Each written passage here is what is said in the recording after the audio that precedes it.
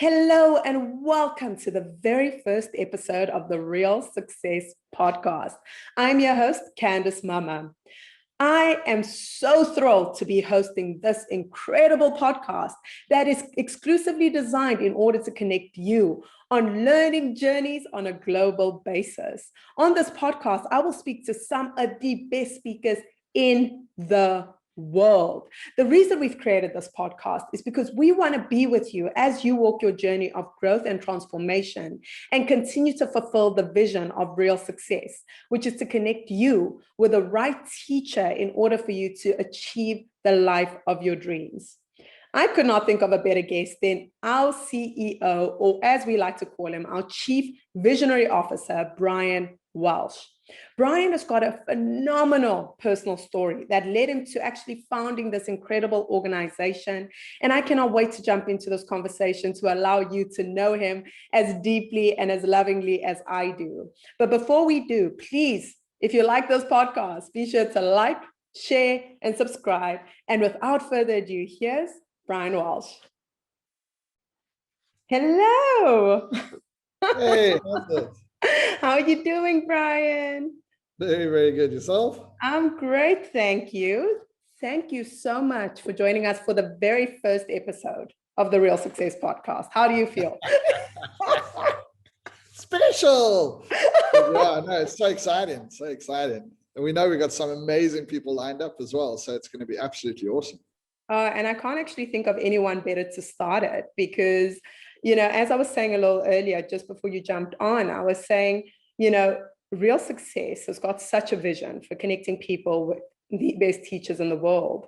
And the fact that you, the Chief Visionary Officer, managed to envision this incredible organization that, it blows me away. Every time we throw a summit, every time I see testimonials, Brian, I am like mind blown. And I can't even begin to imagine, how do you feel? How do you feel when you see like people being like, you changed my life, the summit changed my life?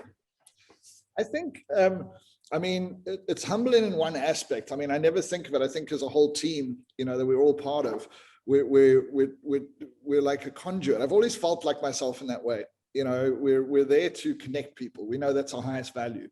We're not there to try and be the all and everyone, everything to everyone. And I think a lot of our teachers are like that as well. We've got diversity of teachers, and some of them are more, a little bit more out there, but a lot of them, have a humility, which we kind of love. And that's because, your personal growth, your journey to personal development and success is not a journey of one person. It's not a journey of one book or one moment or one anything. It's a continuous lifelong commitment to bettering yourself. And so, we all learn from lots of people. And I think we, as much as we're the company that puts it together, we get as much joy finding these incredible teachers, connecting with them, and then connecting them with tens of thousands of people all over the world. I think at my stage now, it's just a beautiful, warm feeling when you see those comments, when you see, I've probably shed so many tears of gratitude just listening to her speak and knowing, even though we can't see the people and even though they're not in a room in front of us, but just knowing people are being moved, and so many light bulbs are going off and so many wow, different perspectives are going off. It's a beautiful privilege. It really is. But it's been a journey for you to get here. You have started 13 companies. You started working at 16. Brian, who starts a company at 16? I just want to know that. What were you thinking then? I don't know if we shouldn't call it a company, I suppose, at 16, but I started to design and print t-shirts and sell them in a place called Green Market Square in Cape Town. I still got a photo of myself, with like sitting at the stall with these t-shirts hanging up, wearing one of them. And it's such a classic reminder in entrepreneurship. Clearly I enjoyed making these things, but I had absolutely no intention of wanting to sell them, so I looked like I was so bored, sitting there, when are people just going to come and buy them, as if this is how it works. Wouldn't it be so nice? But I still remember that. So that was a kind of part-time business while I was still at school. Then I started really with the first rehearsal studios, I think, in Cape Town in the music industry. When I was doing national service, it was right at the end of national service in 1988. And I started those in Long Street, ironically. The building's still there. Every time I see it, I go like, oh, that's where it was. But yeah, it was the start of a journey. My dad was an entrepreneur. I pretty much failed school, so I don't think there was much choice in terms of any kind of formal career. And as much as I struggled a lot as a child, and I struggled a lot with depression and stuff, I had some light inside me that said I could do this. But it wasn't easy. You know, when we say, oh, you've had 13 businesses, I'm like, yeah, 12 of them were like barely survival businesses. And the 13th one started that way for a long time as well, until I actually got the recipe right, which is why I sort of part-time teach the real entrepreneur as a concept, because I think we all have the ability and we all have the right to get it right and to live, you know, a life that we deserve through entrepreneurship. But yeah, I mean, everything goes down in the history books as part of the growth, part of the journey and all that kind of stuff. But yeah, there's no pride when I say I had 13 businesses, other than at least I got exposure in different industries, you know, as an entrepreneur. But it's not like, I remember years ago, I got introduced to the stage in the US and they actually said this, you know, he's the owner of 13 businesnes. And I went on stage and said, are you crazy? I don't want to own 13 businesses. I'm like, I started 13 and most of them were terrible. But, you know, it's been a beautiful journey in terms of my teaching of entrepreneurship, because I can come from different angles, from service-based businesses to manufacturing to various different things that I got involved in. So that was really nice. But to witness this one, you know, really get to that pinnacle and start to achieve massive success is an ultimate privilege. You know, Candice, it's actually funny. When I was in the music industry, I used to the music industry was very small in Cape Town in those days. I mean, it's still not a massive industry in South Africa, but it's a lot more evolved and we have international artists and stuff. Back then, we were literally still in isolation, right? We were still coming out of the apartheid isolation. And I mean, I know because I did a gig in Gugulethu on the day that Nelson Mandela was freed. I'll never forget it. The whole of Gugulethu went to town and there was no one at the yellow door at the gig. That was the story of my life. Like, you know, brilliant concepts, but they never worked. Something always got in the way. Like, you know, Gugulethu, for those that don't know, is a massive township in Cape Town. And it's kind of ironic because there's a lot of people that live in the townships. And to say that the whole township like got into buses and went to town to go and welcome the great Madiba back into civil life wasn't actually an understatement. And the Yellow Door was actually a renowned jazz club in those days. We had 6 people there. So in a club that holds 5,000. But anyway, despite that, I used to love the bands I represented, you know, from Afro jazz bands. And again, this is in apartheid, so it was quite a challenge to go and be in things like the townships. But I remember I had a flamenco band and an alternative band and a rock band and I thought these guys were really talented and I just wanted them to get the exposure that I felt they deserved. You know, I just wanted, so I would put on a gig. And this is the days of no social media, no internet, nothing. So pluck posters up all over the place and just hope that people pitch. You know, you sit outside the venue. And I used to pace up and down outside the clubs and the venues, you know, just hoping that people would arrive. And it was actually very traumatic, you know, when I think about it, because often there wouldn't be a lot. You know, occasionally we'd get a full house, but most of the time you might only get 50 or 80 people in a club that could hold 300 or 400 people to watch a band. Because original music wasn't that common in Cape Town in those days. And it was, I still remember the anxiety. I still remember pacing those curbs in town, you know, in the middle of the night. And it's so funny because, yeah, we sit many years and decades later. And you know me now well enough to know how passionate I am about getting as many people in as possible. And, you know, you didn't know me a few years ago when we did physical events, but I'd have the same thing where like I would freak out if there were empty seats at the back and we lost the opportunity for 50 people to witness whoever was speaking. So it really is a very emotional thing for me to know that, you know, when tens of thousands of people come and listen to our speakers in our summits, you know, what a privilege it is. And how blessed, where then it might have been about recognition for my musicians and an entertainment-based context. You know, now it's actually about an educational development-based context, but it's the same thing. I still get that anxiety. I still, you know, this is the thing that drives me is, you know, filling it with Saj and the team. And it's like, it's a blessing to do it with the team nowadays rather than by myself. But that's, I feel like I went full circle, you know, from when I was 18 years old in the music industry to like in 50 now and doing the same thing, but just obviously on a much bigger scale, but more importantly, for a reason that's obviously a lot more. I mean, I loved music back then, but this is something that's very special to me. So yeah, I don't know, like there's that anxiety. Sometimes we're doing a summit and there's not enough people. There's only 2,000 people in the room. What happened? What's wrong? Something broke, like message in the team. And it's no different to way back then. But isn't it kind of ironic in a way that full circle happened between that need to fill rooms, so to speak? Oh, I absolutely love it. And you said something so profound, that we have the right to get it right, and I think that's where people a lot of the time stop.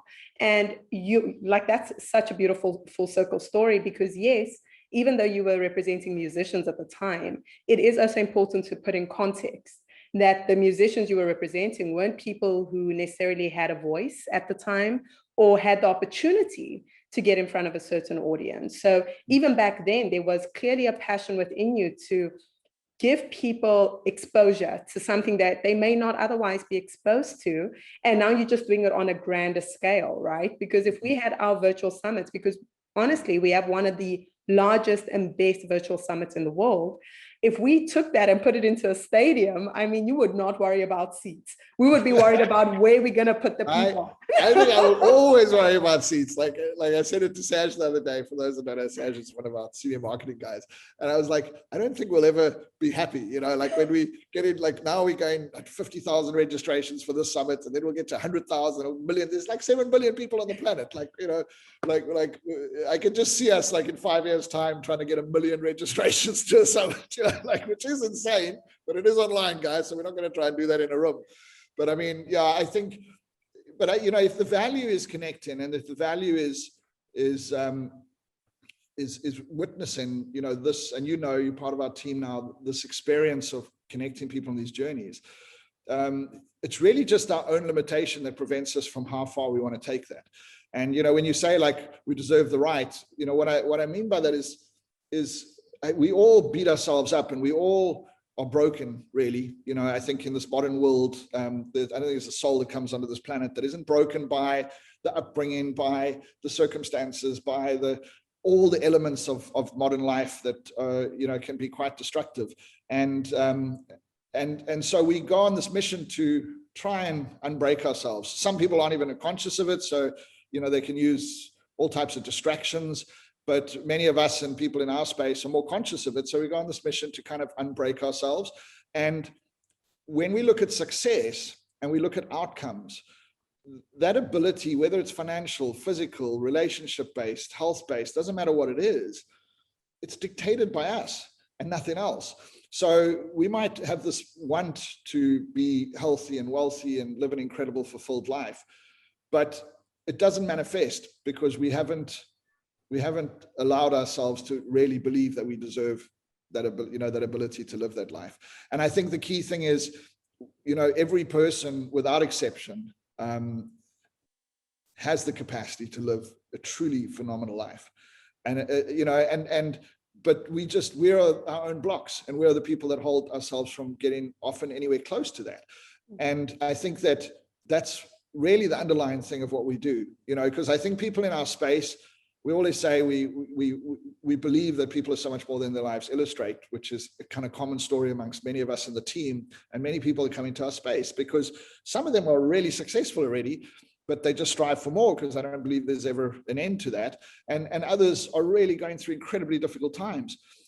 It doesn't matter because it's all the same. It's all, are we moving to that next level of believing in ourselves and of becoming the better version of ourselves, and in order to manifest different things in our lives.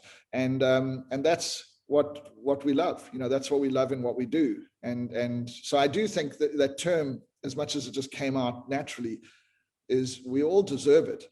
And every person that comes into a summit, every person, regardless of their background, race, age, creed, sex, or whatever, deserves the ability to live a fulfilled life. And it's different for different people, but that's what we're striving to do. We can't give them a fulfilled life. No one can give no one can fix your break. It's something from your own personal story that you have to go on your own journey with. And you never completely fix it anyway. It's kind of like part of you for the rest of your life. But no one can make a person successful. Only an individual can make themselves succeed in any aspect in life. And I think that's why we do it. And that's why it is a truly humbling honor to witness this happening, and we only get to see the little outsides of it because we don't get to hear from everyone that participates. But it is truly a blessing. Oh, you gave me chills when you were speaking, and it was really the part where you were speaking about, all of us are on this journey to unbreak ourselves, right? And it's one thing because now you've reached this place, right, Brian? Like, and yes, you'll always strive for more and you'll always want to, get more people. But you also mentioned a little earlier that you did suffer with depression, right? People may look at you now and be like, oh, of course, Brian, it's easy for you to say, especially if they've never been onto one of your talks on our summits. And I want to take us back there. How did you manage, because you have a very difficult childhood, how did you manage to get from that space and work through that depression and start working on the worthiness within? It's interesting because literally last night I was having a conversation with a very close friend of mine, and she also comes from a very challenging, everyone, because it's not actually about the size of the story. It's really emotionally, we all tend to go through very similar things. But and we were talking about our similarity as much as hers was so different in terms of the physical experience that she had growing up. And she was questioning me. It was actually amazing. She was asking me questions that I'd never really thought about and never really contemplated and understood. It took me a long, long time to acknowledge that I was depressed through most of my childhood, because I was never diagnosed. I never went to therapy. There was no assistance. If we talk about this concept of values that we so commonly talk about in our summits with Dr. DeMartini, avoid a value, our value of connection, a value comes from a void. And I grew up disconnected. So when you are depressed as a child, but there's nothing for you to reflect on the fact that you're depressed, in fact, you don't know any other way, you just don't feel connected. You just don't feel like you belong to anything or there's anything out there.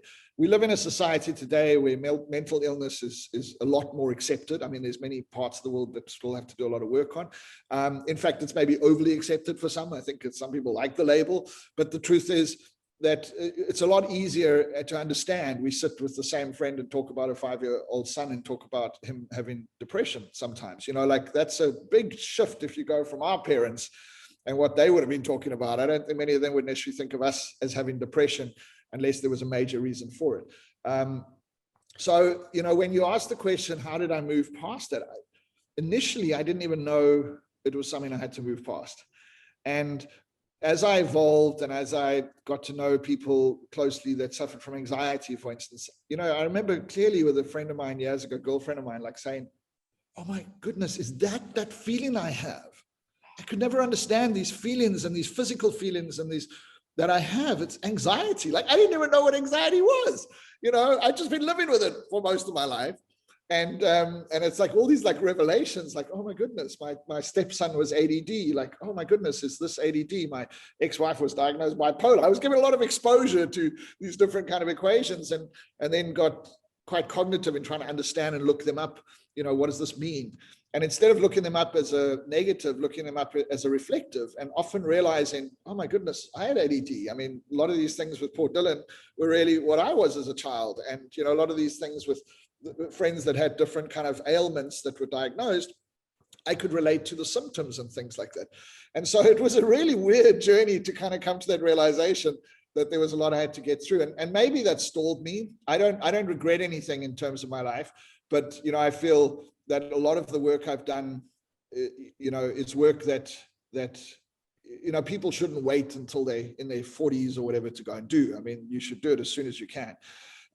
Because there's stories and there's all types of things that lead to you having these feelings. And like Dr. DeMartini always says, that, depression, anxiety, all these emotions that you're feeling are just symptoms, and they're telling you something's wrong and something's out of alignment. And so you want to go on this mission to find out what you can bring into alignment so that you can find a more balanced existence.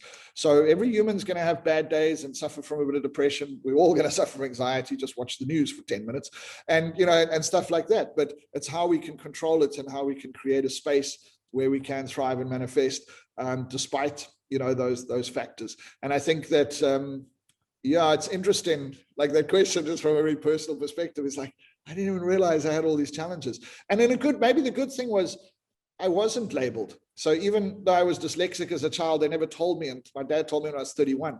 which was kind of sad because I could never spell, and all my friends used to rip me off because I'd always want to do the newsletter and always wanted to write stuff. But and I used to joke with my friends, I'm dyslexic, leave me alone.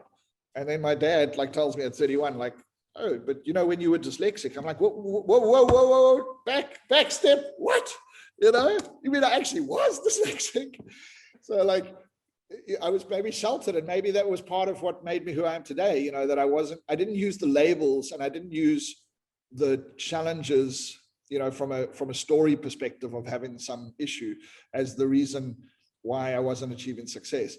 And I think, that's literally a understanding I'm literally figuring out as I'm talking to you. But I think the key thing is that whatever the journey is, it doesn't matter. We're going to feel stuff. And I just realized at a much later stage that, and through some amazing teachers like Brandon Bays and James McNeil and so many of the teachers we've had the privilege of working with, that it's so much more about what we let go of than what we, try and gain. And so the truth is, our journey is to, when we say unbreak ourselves, it means to let go. It means to acknowledge, understand, and be able to let go of the things that actually are preventing us from becoming the best versions of ourselves. And I mean, I'm talking to you about it, and obviously it's a major part of your life, but that is, and that doesn't necessarily come from a talk on a summit. It will be inspired maybe there. It comes from consciousness and awareness of ourselves, and then exploring those journeys with these teachers, to try and figure it out. Yeah, I think people are scared of changing their identity that they've hang on to for such a long time. And I get it. I procrastinate on many things. And you and I are blessed to have some of the greatest teachers in the world around us all the time. And yet, I procrastinate on getting help sometimes, because either we feel it's bad or we're just too scared to let go of who we are. But that is part of the journey. That's what we're trying to do with what we do at Real Success Network, is get people to let go of the current identity that's holding them back from achieving what they're really capable of, and to adopt new identities that will allow them to manifest and create greater things in their lives as a whole. So yeah, it was a long journey for me, and it's definitely not over. It's a continuous journey for me. If you guys think I don't suffer from depression, you should have seen me last night. No, it's an emotional roller. I actually purposely put myself on an emotional roller coaster as part of my own growth. And that's something that John actually illustrated to me as well. We choose challenge as part of our growth. When you're conscious and when you live true to your values, it's not that you don't get challenged. In fact, you choose challenge, but you choose it consciously from before you even go into the challenge, knowing how's this going to serve me? Versus often going through the challenge and only reflecting afterwards, how did it serve us? And so I love life in that way at the moment. Wow. I love the vulnerability of it, because I think, we are in this space. We are in, we have access to some of the greatest teachers. And I think sometimes what people tend to do is what I call the pedestal effect. They look at a Brian Walsh, put you on a pedestal, and they're like, Brian is perfectly happy as he is, right? Yes, it might be a little bit of a minor business thing or personal thing, but he's living the perfect life. And I think from what you shared, there is no such thing as a perfect life. But I want to touch on, you were speaking about challenge. So embracing challenge and going into challenge. Tell us a little bit about that, because I think so many of us are programmed to run away from challenge. I don't want to be challenged, Brian. I want to get away from it. And you are purposefully allowing yourself to be challenged. Yeah, it's actually something that I spoke to Dr. Demartini about recently, and I got it because I realized that, so in my simple understanding, which is a combination of all this experience of working with all these people, we all have a set of values, as Dr. Demartini teaches, and many other teachers teach it as well. We all have an identity or a purpose. And the purpose is really defined often by our challenges. So therefore, I was very disconnected as a child, felt like I didn't belong to anything, very alone, very depressed. And therefore, I created a value of wanting to be connected. And so this need to create connection through what I do, both personally and through my business, came from the void. Now, just to be clear, the void can still pose a lot of challenges for you. That's the break. And therefore you should be addressing it, but it won't change the value. And my other one was, learning, dyslexic, struggled at school with the depression, really failed school. I still don't believe I actually passed school. I'm pretty sure my dad paid somebody to put me through, but it was at the lowest possible marks you could probably get in many subjects without being classified as a fail. and then, you know, going on and using learning as a way to really manifest massive shift in my life and what have you. And so that we all have this kind of identity based on who we are, and values that are not because you were poor, your values to be wealthy. It's actually choices as children. It's choices that don't even have rational sense. But the point is, once the seed is planted, often at a young age, it gets nurtured over many years, and that becomes what's important to you. So we all have things that are truly important to us. When we figure that out, and I feel like I'll, you know, come to our summits because you'll get this from a much more deeper context than in the short, session. But once you figure out who you are and you take ownership of that, and that's one of the most liberating things in the world, I must say, that is one of the most profound. And that's why on every summit you'll see Dr. DeMartini talking about values. It's the only teacher I think that we've ever can consistently say has been on every single one of our summits. And we know how powerful and how much people respond to it, because taking that ownership of this is who I am and this is my purpose is the most important starting point. Because from there, we start to mold our life. From there, we start to look at what serves us versus doesn't. So in that space, when you see challenge or opportunity for challenge, when you see a situation that you know is probably going to be difficult, but you know it serves the value, you know that it's on your journey. You know that it's something that you could avoid if you wanted to, but there's greater value in actually not avoiding it and taking it head on. You go in there with the knowledge that there will be challenge, but in that challenge you will grow. And when you go into life in any aspect like that, I don't believe you can do it without a purpose. I don't believe you can do it without that guidance of what's truly important to you, because then we end up doing challenges that really have no value to us. I think that's where it shifts. So John kind of confirmed that with me, and he said, no one grows like in pure comfort or in pure disruption. We need to be in that middle line. So the universe will manifest challenges for us that'll serve us, but we'll even manifest them ourselves. And any challenge that serves you and serves your purpose and your values is a highly valuable challenge. But you approach it from day one as a challenge.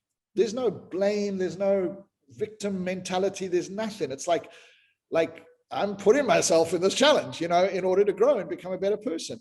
And I think that's the difference. Maybe it's just a different way of interpreting what we all go through, but it's the difference that really makes, my life feel like a blessing versus what it was as a challenge for so long as a whole. Geez, I understand it, especially, in a very mental capacity. I'm like, yes, Brian, everything you're saying, absolutely. And I think it ties back to that story, right? You were speaking about it a little bit earlier about how we attach to stories, the stories we tell ourselves about ourselves. Do you find that every time you overcome a challenge or you get through these challenges, does it become easier to redefine your narrative and your story about your life? Easier would be an interesting context, but I think it's like finding another piece of the puzzle.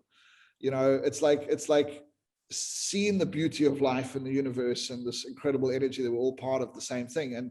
And as you through your journey, start to feel or start to connect with that light and start to shine your light and start to live a life that has meaning, which everyone has available to them, but many choose maybe not to. Some people want to be the victim. They want to live in this kind of crazy space. It's a choice.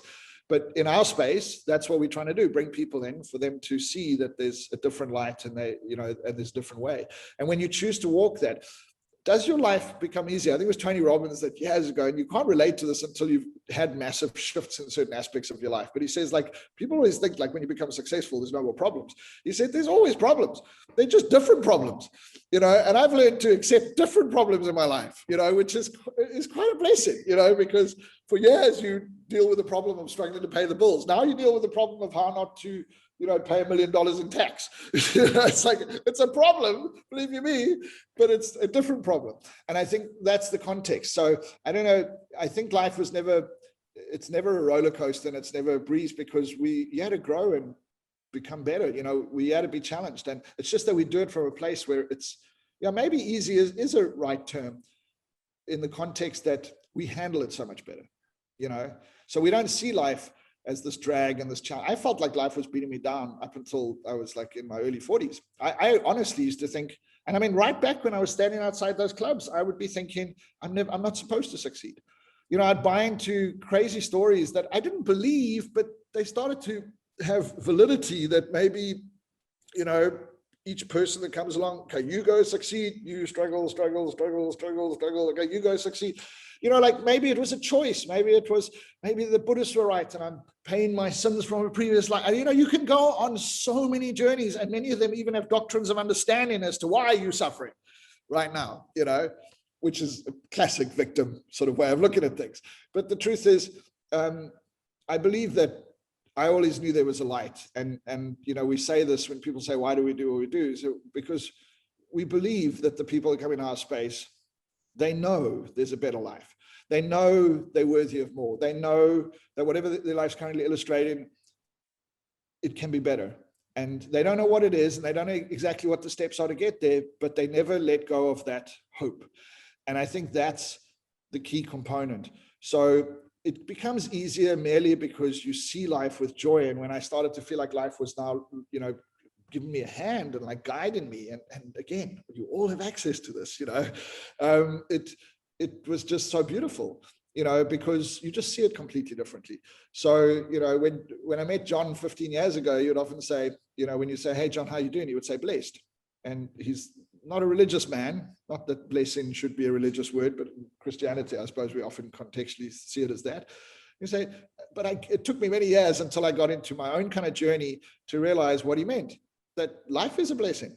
Every challenge, every opportunity, every person, everything that happens, if you're in flow, if you have congruence with who you are, everything's there to serve you, and life just becomes this incredible energy. But it's not easy as in you just sit back and do nothing. And besides, why would you want to? Because you're going to want to do bigger things and better things as you grow as an individual. And it also doesn't mean life doesn't have challenges and emotions and things that you go through. That's part of the journey. It's just that you interpret them differently or see them as serving you versus holding you back, as an example.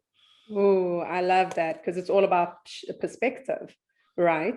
Are you going to look at this as something that is going to serve you to your highest good, or you're going to look at this as something that is designed to destroy you? And there can be two people, both of them are looking at the same situation, and they're going to come out completely different from it, right? Which is what we see in almost every situation. A family raises two kids, one becomes Oprah, the other one becomes, someone else. Not saying Oprah's sister, someone else. Yeah. You also know Oprah's sister. I know Oprah, her sister. Okay. But no, I love it, because it brings me back to a saying I find myself saying in my talks, which is pain is a part of the process. I think that, in many teaching sometimes, what people hear, I don't blame the teacher. I blame the way we listen, right? Because we hear what we want to hear. And I want to find out from you, Brian, because I know for myself, right, when I entered the self-help space initially, I would hear exactly what I wanted to hear. The teacher would say, this is a 10-step process. And I cherry pick the 10 steps. I'd be like, you know what? I like meditation and I like visualization. Nah, that part I'm not going to take. And so what it ended up doing is it created the system where I thought, this doesn't work. It works for everyone else, but it doesn't work for me. Therefore, this principle is just never going to work. And I know that happens for a lot of people, where they hear what they want to hear, but they don't take the collective teaching. Did it ever happen to you? And how did you break out of that cycle? All the time. I fully relate to that as well. This stuff it works for everyone else, but not me. Like I'm unique, I'm special. I get lifetime suffering. Doesn't matter what I do. No, it was part of my journey when I was, 42 or just before I turned 42, and, really kind of hit a brick wall in my life and just thought, like, I'd been teaching success. I'd been teaching people how to do things. I'd been exposed to incredible teachers and people for so long. And yet my life didn't illustrate that I knew anything. It illustrated I knew how to be miserable, alone, overweight, broke, and unhealthy. It's like that's what it illustrated. And it was in that moment and reflection in the beginning of 2012 that I realized that intellectual knowledge means nothing. And the truth is, it's not just that we need to get out of our comfort zone. So you can't take the things you like, you got to take the things you don't like. Rather leave the ones you like, take the things you don't like. That's probably where the change happens, right? But we fall into this trap of knowing things. and it's an ego thing, and I was talking about Gabby Bernstein recently, and I love Gabby, and I gave one of her books to a number of our team, and in there she talks about this ego, and I've never heard, I was like crying, shouting, laughing at the way she talks about this damn ego. And it's like, and she says, but don't attack the ego. And I'm like, I want to kill the ego, when she explains like how destructive the behavior is. So there's this part of our psyche, this part of this understanding that kind of tricks us and plays these games. And it literally is games. Our mind, I think it was John Keogh that said, the mind is the great trickster. It's not some beautiful little machine. It's a machine full of, I want to swear, but I won't. It's a machine that really is designed to mess you around. And there's a whole understanding of that, but that's just a reality you have to understand. So when the ego likes to tell us that we know stuff because it makes us feel special because we know it, even though our life doesn't illustrate it, I got to a stage where I'm like, stop the BS. Like literally, who gives a hoot what you know? If your life doesn't illustrate it, you don't know it. I don't care. Don't come and tell me how I should live my life when your life is a mess. Like at the end of the day, and I'm not even talking about judging in that context. I'm talking about reflecting on yourself. You know nothing. You can write 100 books, but you still know nothing because look at what your life's illustrating. And that's the reality. And, we talk about this. I talk about this a lot in the entrepreneurial space, and I talk about it in the human behavioral space. I was like, guys, get off your friggin' high horses. You talk about putting other people on pedestals, which, yes, is something. And again, Dr. DeMartini is brilliant at teaching the context of that. But we put ourselves on pedestals. We make ourselves, and again, this is ego, more important than other people. I know better. Like, oh, that person's so stupid. I know better. Like, I'm sorry, no one knows better, okay? And stop focusing on anybody else except yourself. Just reflect and go, what does my life illustrate? Am I happy? Truly, am I happy? Because that's the other thing, Candice. In this world, we have these eternal optimists, and I'm an eternal optimist, I know, but I used to BS myself many, many years saying, I'm happy. It doesn't matter, I'm happy, when I wasn't. I wasn't. So it maybe the victim looks for the excuse of the victim, and maybe the eternal optimist, pretends that everything's okay when it's not. But in both cases, the only truth is the truth in the middle, which is what's actually happening. So I think the key thing is to get off that ego. And that was my biggest breakthrough in 2012, was to become a humble student and to realize you don't know anything, Brian. And so I laugh when people say, people put you on a pedestal, and I get it. You make $1 million and suddenly you're on a pedestal, or you suddenly lead in an industry and you're on a pedestal. But I laugh because I'm like, man, you don't know how messed up I was and still am, so like, forget it. Because as John would say, put people on a pedestal, you have to diminish yourself in order to put them there. And if you put people in the pit, you have to elevate yourself with ego in order to put them in the pit. You don't want either. You want the balance. Every human being is the same. Is the same capacity, same ability, same everything. I don't care about any context. There's a million stories. You've interviewed people all over the world that came from absolutely nothing and produced incredible results, that were told they would never survive something but lived for 100 years. They would never achieve this but achieved it. There is no limitation in context except the limitation we put on ourselves. And one of the most beautiful words, even though John can illustrate it in a negative context, but it's just humility. Like, just stop yourself. Like T.R. Vecchia used to say, like when that little voice comes in and says, I know this, when you're like listening to somebody, he would say, just say to it, thank you for sharing. I used to think it was the most stupid piece of advice I'd ever heard, but I swear to goodness it works. Because that little ego goes like, what? Like goes to sulk in the corner. It'll be back, but just because you're just reminding yourself, you don't know it. You don't know it. And even the wealthiest people in the world still learn about how to become wealthier. Even the most successful leaders or musicians or, anything in any aspect of life, they're constantly looking for improvement. There's no perfection. There's no end to that journey. So, even if your life does illustrate that you're doing well with it, you still don't know, and you still can learn more and get better. And I remember Robert Kiyosaki once saying, like, I was doing an interview with him, and he just sort of said, like, yeah, and I go to this conference, or go to this, the seminar. And like, Robert's in his 70s, and like people were like typing, like, he goes to seminars. And Robert said, like, for goodness sakes, I'm like 73 years old. I mean, I got to learn what these youngsters know about what's going on in the financial markets, you know? It's that humility to be able to go out there and know I can learn and I can never know it all and I don't know it all. And I don't want to go out there to tell people I know it, because when I'm telling people, it doesn't matter. If my life illustrates it, great. And if that becomes an example to people, great. But I'm tired of this journey of pretending. And it's interesting when we look at social media, we look at the modern world and the way it connects, you know, I don't believe there's any wrong or right. So I don't buy into any of the negativity. But of course, it does give us an illustration through reality television, through social media, that the world is full of pretenders. And I just think, you know, if the greatest lesson we could have taken out of COVID, if the greatest lesson we could have taken out of the last 2 years, the greatest lesson we could just take for ourselves, it's, can we just become authentic? You know, can we just stop being pretenders?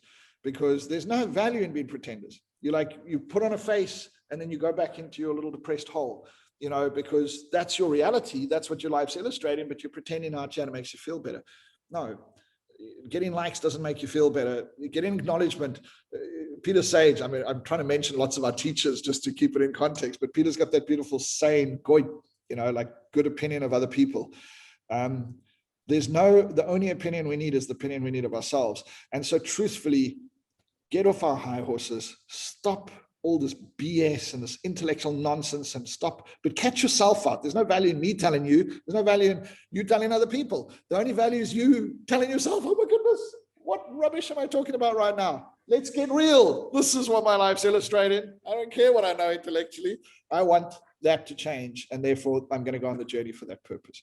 So yeah, this is a beautiful talk, Candice. You called me at an interesting time where I've been reflecting on a lot of things, as you can probably hear, and I'm reflecting while I'm talking to you.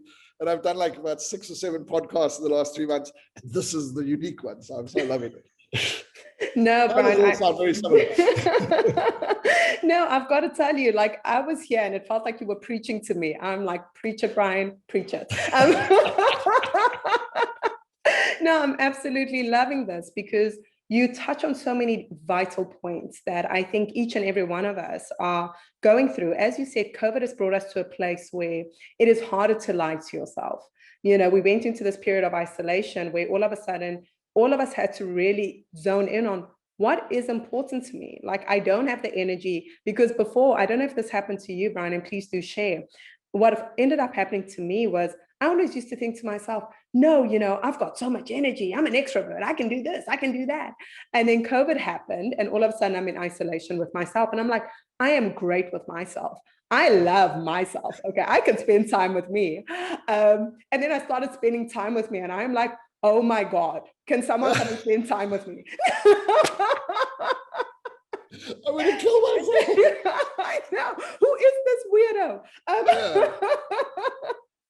And I think, you know, what it came down to when I got clear and I, you know, started really assessing was exactly what you're talking about. When the world is noisy, when we are traveling the world, when we have the opportunity to be distracted by other people's opinions of ourselves, and people are like, oh my God, Brian, you're so amazing. Oh my God, you're changing my life. Even though you don't take it in from like, you know, an egotistical perspective in an external way, like Kanye West, you start slowly, you're like kind of like keeping it in the back of your mind. You're like, hey, people think I'm okay, so I must be okay. And then you spend time with yourself. And like you said, that story you tell yourself, that narration of like, my life is great, I'm happy, da, da, da, da. And you actually start questioning that and you start sitting with your feelings and you're like, ooh, what is that feeling? I may not be as happy as I thought I was. Did that happen to you during COVID? Yeah, I think, COVID, woo. When lockdowns hit, look, we changed our lives. We changed the world. We started, you know, we had to transition our company and shut down our whole company. So it's like, I said to Stephen, you know, COO, like we should be celebrating every April. And it sounds terrible to celebrate COVID, but, you know, we were so blessed because it forced us to make changes that we had thought about for a long time and never did. So such a beautiful outcome. But emotionally, oh my goodness, like, yeah, I got stuck in Cape Town, as you know, I live here now, and so do you, but I got stuck in a guest house, which I'm very grateful. And one day I'll meet Dave, you know, and shake his hand in person. It was a beautiful place, but it was, wow, I don't think I've ever been through such an array of emotions and extremities of emotions and experiences than I did in those, let's say, first 6 months or whatever, from, end of March last year towards the end. And emotionally, I probably did some of the greatest awareness growth. I don't want to say growth because I feel like there's still things I got to deal with. Those are some of those ones I procrastinated on. But I came to realizations about things about my mother in the past and various different factors that were just, they were just crazy. So I must have been at some of the lowest, times, literally sitting in isolation by myself, and some of the highest times. And it was like everything in between. But it was a lot of self-reflection, and there was a lot of, not happy, clappy, positive self-reflection. There was a lot of like, oh my goodness, boy, you've got some work to do, and I think that's partly what manifested this business coming into light, and it did start before COVID, but COVID served me in that basis of putting me in that space to really go deep. And it wasn't a nice deep. I'm not going to kid myself. I think it was a very, very challenging, time. Even while we were starting to do summits and we were, finding these little miracles out about ourselves, I was going through a lot emotionally. But again, I was going through it knowing that it was part of my journey and a challenge of what I figured. It's almost like there were certain gates that had been, held off for like my whole life. And suddenly I just swung them open, and it was a lot to absorb. And there was no real support. There wasn't really, I didn't need the support, so to speak, right then, but normally I would rely and go and work with John and go to seminars and, like really just use other people, like you were saying, to kind of just reflect. I couldn't. I was in complete isolation for the first month and a half. I didn't see a single person. So, it was, but look at it again, Candice. Look at why you and I work together. Look at this incredible company we've built. Look at this massive global influence we've made. All of that came from that space. So however we want to look at it, and isn't that a beautiful thing to actually reflect on, that sometimes in our darkest of times, we can create and manifest the most amazing things. Because I was manifesting those outcomes even while I was feeling like at some of the worst places of my life. And that's the blessing. And that's when you really realize, man, life is a blessing, because I believe I had to let go of things and change who I was. I truly believe this in entrepreneurship. Your business will only ever grow to the extent that you do. Tony Robbins always says we're the chokeholds of our business. And I mean, I have to put a picture of what a chokehold is just for people to graphically understand what he's saying. We're literally cutting our oxygen off and our ability to live and survive ourselves as the business owners, because we cannot separate ourselves emotionally and from how the business performs. And so who we attract into our life, the opportunities, the circumstances, everything are dictated by predominantly the leader. You use the term, our chief visionary officer, which, Lisa and Stephen shifted in my name. And I'm grateful for it in a way, because that is my core role. But, that vision doesn't just materialize. You have to become that person that allows that to manifest. And it comes back to that, what your life illustrates. So is your life manifesting what and what you're worthy of, or not? And that's the challenge you put yourself on. So it was a challenging time, COVID, and I really did wish and hope at one stage that the world would change dramatically. It has, but in a very disruptive way. And I don't think the level of global consciousness I was maybe fantasizing about happened, but I don't think it ever will, to be honest, at the extent. But the point is, that's why we do what we do. We're there for those that are ready to be awoken, for those that are ready to fix their, unbreak themselves, for those that are ready to walk that journey, for those that are ready to humble themselves, get off their own pedestals, look at their lives and realize, man, I can talk the nonsense, but my life, I want it to be better. I want it to illustrate it better. I want it to, the actions are what the important thing is. For those people, and there's lots of them, and there's lots of new people because of COVID as well.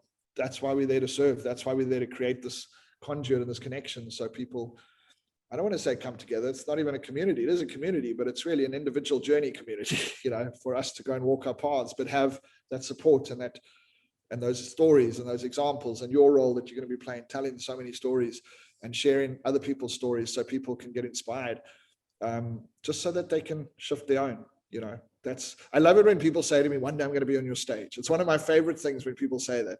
And I always go, I know you will. And I know maybe it's ego talking sometimes or whatever, but it's mostly because they are starting to reflect on their life and realizing one day I'm going to tell my story so I can inspire people to live a better life. You know, I think what a blessing. Imagine we could run summits like in 5 years' time where it's just attendees from previous summits. They might not even be public speakers. It's just you interviewing people or talking to people or people telling their stories about how their life changed because they walked a journey. And, you know, this has got nothing to do with us, right? I mean, we're just the conduit. We're just the machine. We're just trying to create an environment for people to do this. This is just the beautiful greatness that's within everyone being able to be released. So what a privilege. Oh, Brian, I mean, everything you say is just like touching me today. And I think it's so beautiful how you shared that this vision that you had of the Real Success Summit becoming virtual and becoming the biggest virtual summit in the world is something that was actually birthed in the darkness in many ways. And I think so many times we tell ourselves when we are in the dark places that nothing can happen for me here. When the truth is, it's actually what forges you. It is that what gives you that internal resistance and like persistence to say, when I make it out of this space, because all of us somehow internally, when we're in the darkness, we know a part of us is like, I'm not going to stay here. I'm not going to stay here for long. And coming out of it and having created something so beautiful that so many people benefit from, I think that is like worth sharing. I think that is a beautiful thing that so many people will take away from this.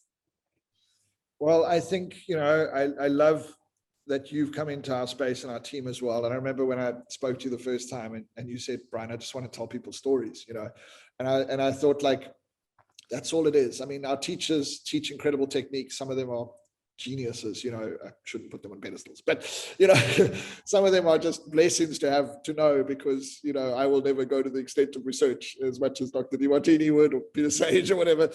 But the thing is that they all just, you know, as you get to know them personally, they're just normal people and they just all, you know, share their stories, many of them very humbly, not for any, including yourself when you share yours, you know, not because you need any recognition or anything from it, but because it touches somebody or just makes somebody realize, well, you know, I can overcome that as well, or I can change this outcome as well.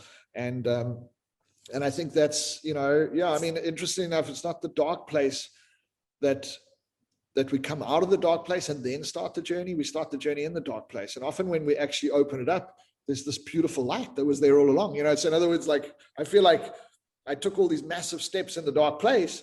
And as I sort of poked my head out, I'm like, whoa, like this is a completely different place, you know? And then when I walked in, I'm like elevated and shifted. No, it's beautiful. It's a blessing. And it's something we can own and honor and be grateful for. But yeah, I do think telling people stories, and I think that idea, Candice, we must really remember this because this is the first podcast and you're obviously going to be telling lots of people stories in these podcasts, but is, you know, the day we start to tell the many stories of people that came into our space, like we did in our own journeys, you know, right at the bottom, really feeling like nothing was ever going to work for them. And again, not the stories, not the intellectual stories, you know, not the, oh, I know all this stuff, because we hear a lot of that, a lot of the feedback we get, it's intellectual, it's beautiful, I love it, but it's the physical ones. It's the look at how my life has changed because of who I've become, you know, and that'll be the most amazing stories to tell. Can you imagine? Because we are called the Real Success Network. We're not called the Real Success Summit, the Real Success Only Do This. We really just want to, yeah, encourage as many people as possible. So imagine connecting 100,000 stories, you know, to people around the world of people's shifts, not necessarily in our space alone, but, you know, in any space, in any journey. But I mean, 100,000 Candices and Brians and everyone else who were just normal people who often didn't think they were worthy of anything and then went on to actually, you know, achieve things that are quite significant. That'll be a beautiful outcome. So I'm excited. From podcast number 1, I look forward to doing podcast number 100 and podcast number 1,000 and seeing how this story evolved. I am so excited, Brian. It's like you're in my head. And I guess that's why you and I get along, because both of us have this passion that just, we know that both of us come from such like incredibly challenging or different and difficult, as with many people listening. And we know that the journey is exactly that. It's a journey. There's no final destination of incredible bliss and everything goes well, but it's about understanding that, you know, each and every step you take, and each time you invest in yourself, each time you attend a summit, each book you read, it may not change your life in that moment, but I can guarantee it that when you are ready to shift and change, all that information is going to come back, and all of a sudden you're going to start not just knowing it, but implementing it on a very physical and in real life way. And I think that's the beauty of what this is. What everyone in our team strives for is just being that catalyst for someone else's growth. And yeah, I'm excited to start interviewing people when they come to us with our stories. With their stories. Yeah, it's going to be fascinating. But Brian, I can't believe like we're running out of time. But before I let you go, what is one or two, like maybe one or two habits that you have that you think contribute to your success and just the way you move through life? Wow, I've been reflecting on a lot of the habits that I think I need to work on. We just not think of those ones because those would be bad examples. No, I think you know, I don't know if one would call it a habit, but I think the thing that served me the most tremendously of late over the last few years is where we started talking about how we take on a challenge before the challenge is even there, knowing that it's going to serve us. I've put myself in situations, I've allowed myself into certain situations, the universe has guided me into certain situations that have really challenged me, but I've done them at a level of consciousness where no one else, nothing else is to blame for any of it. So, you know, when you look at life in that way and you're in a relationship, for instance, and there's challenges in that relationship, and you just reflect on it and say, well, what can I learn from this? How can I become a better person from this? That's where power lies, you know, and I think the context is, especially when you've got all the power in the world to walk away from it, it's easy to walk away from something that's uncomfortable, right? You know, but the truth is when you allow it to open so many wounds and so many things, but instead of like going, even though your reaction is, like you're hurting me, you turn around, it's like, whoa, like, because I think I look at context, relationships with people in our teams, with our teachers, with, you know, personal relationships. And I realize that everything is just a reflection back on yourself. So when you feel anything about anyone, it is never the person. You use the term catalyst, and I love that term. People are just catalysts. So they trigger something in you. It's not them. They just triggered something that's in you. You got to go and figure out what that is. And you know, the reason I say we think of habits as being very physical things, but I think it's that ability to constantly put yourself in that perspective and allow and remind yourself. And that's what I call consciousness. I mean, consciousness has become such an incredible, crazy movement that it scares me to even look at the context of it. But in simple terms, you know, having that self-awareness and being able to look at life, and even when you hurt, being able to switch it very quickly, like within 5 minutes or even a minute, or, you know, where you go like, okay, just calm down because this is all you. In other words, you know, you reacting, your choice, your perception. And DeMartini has this beautiful saying, he says, you're going to control three things: perceptions, decisions, and action. I mean, perceptions, decisions, and and your actions. So, you know, like the perception is the one that we need to create serious awareness to, and that guides our ability to make better decisions and take better actions. And so my whole journey started with a guy called Emil Ratelband, who's a protege of Tony Robbins. My Dutch friends all know him. I met somebody recently in Cape Town who's from Holland, and when I mentioned Emil Ratelband, they go, Chaka. I'm like, everyone in Holland knows Emil. No one else does, but it doesn't matter because he wrote his stuff in Dutch and whatever. But he's still around. But anyway, the first like sort of real personal development seminar I ever saw was Emil in Durban, where we hosted him through something called Junior Chamber. And I had no idea what to expect. And this guy got up on stage. I mean, he was just crazy, you know, and anyone that knows Emil knows Emil's pretty crazy. And I just remember him standing up on stage and like shouting. He was like really loud, which is unusual for Dutch people, but he was like, life. He says, what is reality? He says, reality is just an illusion. And I'll never forget those words. He said, life, your reality is just an illusion. It's like what you alluded to, the other thing, two people with their two different stories about the same incident, but it's 1,000 people with 1,000 different stories about the same incident. Life is just an illusion. And what we mean by that is an illusion is something you can manipulate and change. And so if your belief and your story is that life is struggle and you struggling and life's miserable and everything, just remember it's an illusion. It's not real. It's just your story, right? And that was the start to my journey, you know, in 1995, you know, It's from that I read Tony's book, and started to, I couldn't read the Dutch stuff, so I had to read, Tony's work, and my journey started, and it was an incredible reflective time. But I'll never forget that life is just, reality is just an illusion.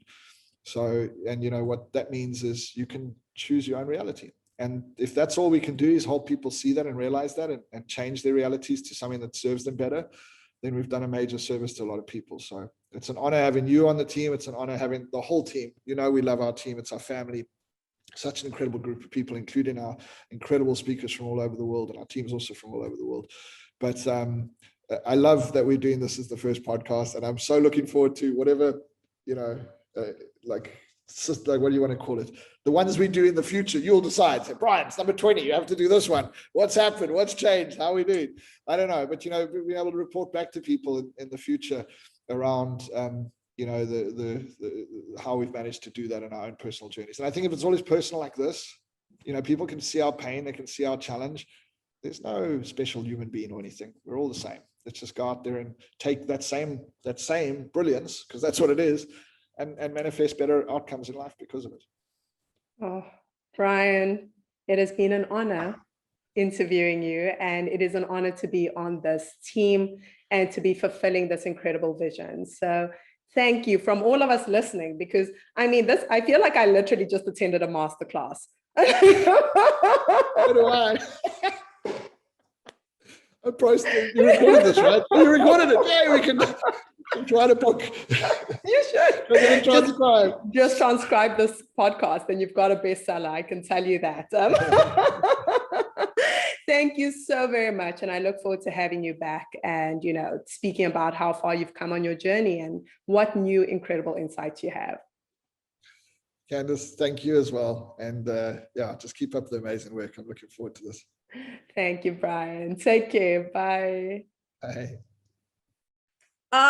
That was such an incredible conversation. If you loved it as much as I did, be sure to like, share, and subscribe.